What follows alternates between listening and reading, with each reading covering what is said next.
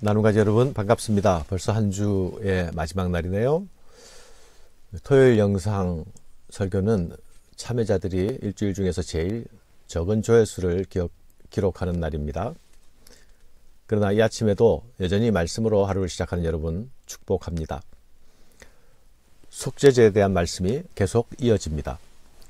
오늘 말씀은 족장이나 평민들이 죄를 범했을 때에 그 죄사함을 받는 길이 제시됩니다. 만일 족장이 그의 하나님 여호와의 계명 중 하나라도 부지 중에 범하여 허물이 있었는데 그가 범한 죄를 누가 그에게 깨우쳐주면, 만일 평민의 한 사람이 여호와의 계명 중 하나라도 부지 중에 범하여 허물이 있었는데 그가 범한 죄를 누가 그에게 깨우쳐주면, 누군가 죄를 범하여 허물이 있었습니다. 죄의 허물이 있으면 양심의 가책을 느껴야 되는 것이죠. 그러나 부지 중에 지은 죄이기 때문에 무엇을 잘못했는지 스스로 자각하고 있지 못합니다. 그런데 이럴 경우에 누군가가 와서 그에게 허물을 깨우쳐주면 그는 속죄제를 드립니다. 여기서 누가 깨우쳐주면 이라는 말은 누구로 인해서 그가 알게 되면 이라는 말입니다. 죄를 알게 하는 자, 그가 누구일까요? 그 누구는 죄를 깨닫게 해주시는 하나님이실 수도 있습니다. 우리가 말씀 앞에 서면 성령께서 우리의 죄를 지적하고 드러내어 주시지 않습니까? 또는 갑자기 스스로 자신의 죄를 깨닫게 되는 상황도 배제할 수 없겠지요.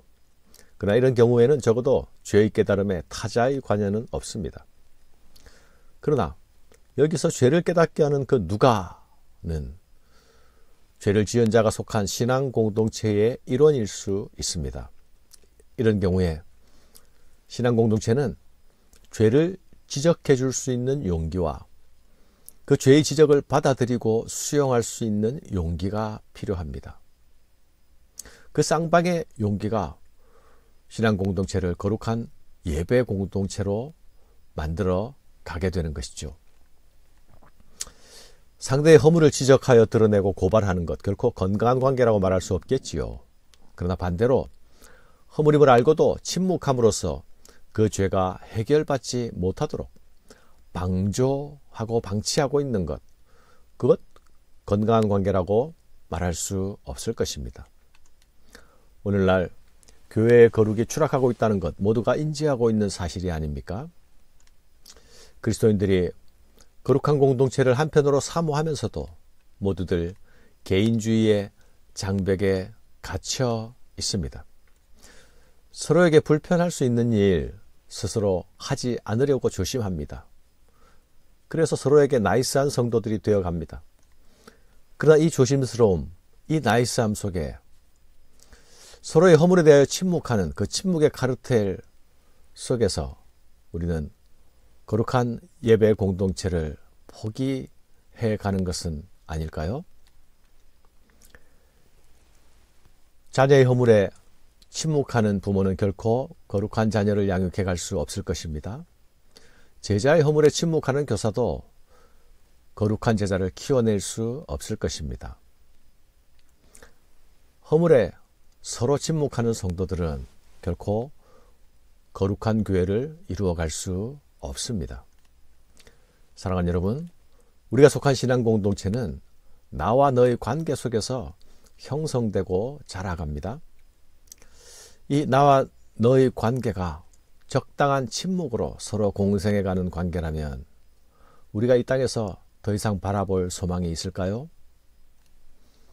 허물을 깨우쳐주는 일이 공격적이거나 적대적인 정서 속에서 이루어진다면 그것은 결코 의와 거룩을 이루어가지 못할 것입니다. 그러나 그 일이 거룩을 향한 열망 때문에 이루어지고 사랑 때문에 행해진다면 서로를 거룩하게 하는 일에 사용될 수 있을 것입니다. 신앙 공동체는 곧 예배 공동체이죠. 오늘날 설교자들조차도 죄와 허물을 드러내는 설교를 주저하고 있는 것이 교회의 현실입니다. 깨우쳐져는 누가가 되기를 주저하는 것이죠. 그 주저함은 누가 만들어내는 것입니까? 모두는 아니겠지만 다수의 사람들이 허물을 깨닫게 하는 그 누가를 불편해하거나 부담스러워하기 때문이 아닙니까? 그런 서로의 배려 속에서 죄는 더욱 자유로워질 것입니다. 족장도 평민도 부지중에 죄를 범하는 것으로부터 자유롭지 못합니다. 제사장이나 이스라엘 회중도 마찬가지죠. 이 말은 나 자신도 예외가 아니라는 말씀이 아닙니까? 때로 나는 선한 의도를 가지고 행동했을 수도 있습니다. 그러나 내 의도와 내 열심과 상관없이 내가 알지 못하는 사이에 나는 누군가를 상하게 하고 수도 있고 아프게 할 수도 있습니다. 나는 누군가의 지적과 사랑의 권고에 대하여서 스스로 열려 있는가 물어볼 수 있어야 하겠습니다. 사랑의 지적에는 찌르는 가시가 없습니다. 날카로운 공격의 칼날도 없습니다. 거룩한 공동체를 향한 포기할 수 없는 열망만 있을 뿐이죠. 거룩한 공동체는 죄를 해결해가는 공동체임을 기억합시다.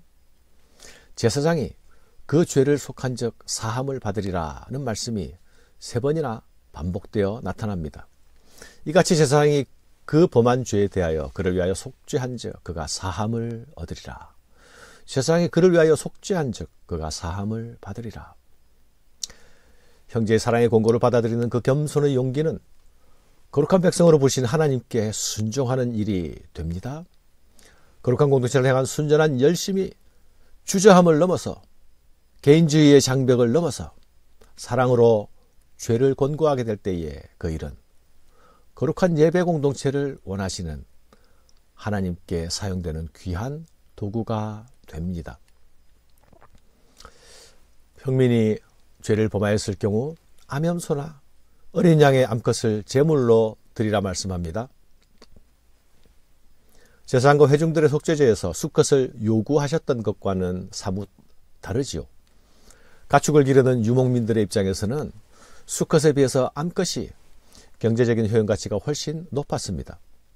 고기를 식용으로만 사용한다면 암수 차이가 별로 크지 않습니다. 그러나 가축의 사육에서 우유를 얻고 새끼를 생산할 수 있는 것들은 모두 암컷입니다.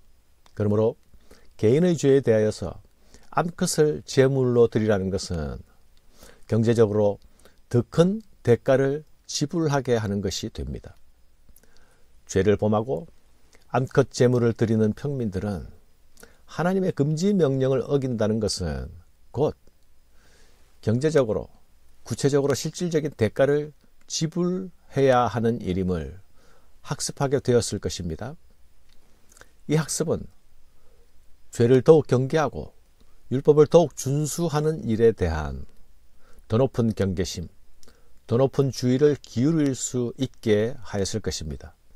곧 거룩한 예배 공동체를 이루어가는 일에는 값비싼 대가를 지불하면서 훈련하게 하신 것이지요.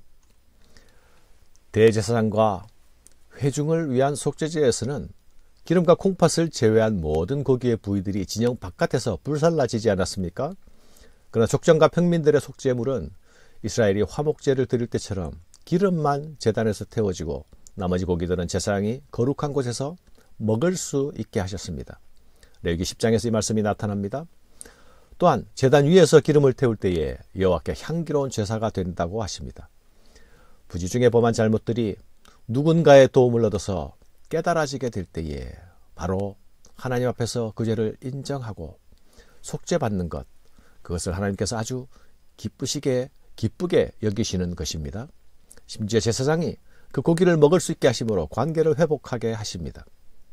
사랑하는 여러분, 우리의 신앙 공동체와 예배 공동체는 너와 나의 관계, 형제와 자매의 관계를 통해서 죄를 극복해 나가고 거룩으로 나아가고 있는지를 돌아보는 아침이 되시기를 축원합니다. 감사합니다.